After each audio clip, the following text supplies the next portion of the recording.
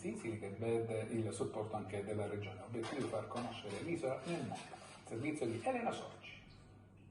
Nato 6 mesi fa sui social durante il lockdown, è già divenuto un brand internazionale. Io Compro Siciliano ha già raggiunto 257.000 membri e cresce a un ritmo di 10.000 iscritti al giorno, mettendo in rete le eccellenze del nostro territorio e delle imprese locali. Sono oltre 2.500 quelle registrate nella piattaforma, dall'agroalimentare all'artigianato, dalla ricettività agli eventi e sostenendo il consumo consapevole.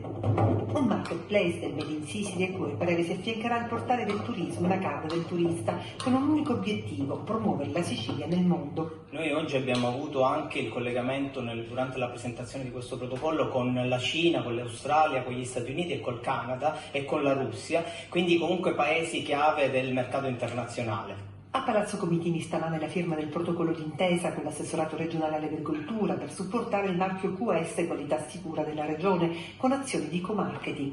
E ci auguriamo di farlo con tutti gli assessorati perché il progetto è talmente macro che abbraccia la salute, la qualità del prodotto, l'ambiente, il turismo, la promozione, l'agroalimentare. Io Compro Siciliano è la prima società benefit dell'isola. Praticamente è una sorta di scopo di lucro e onlus insieme. Il team al momento è composto da 15 persone, tra cui 3 fondatori, 2 di Palermo e 1 di Taormina, manager con diverse esperienze all'estero, una realtà in continuo work in progress. E quindi ci sarà pure tanta formazione perché non possiamo più pensare di improvvisarci. Io Compro Siciliano è anche partner ufficiale del Palio dei Normanni di Piazza Armerina.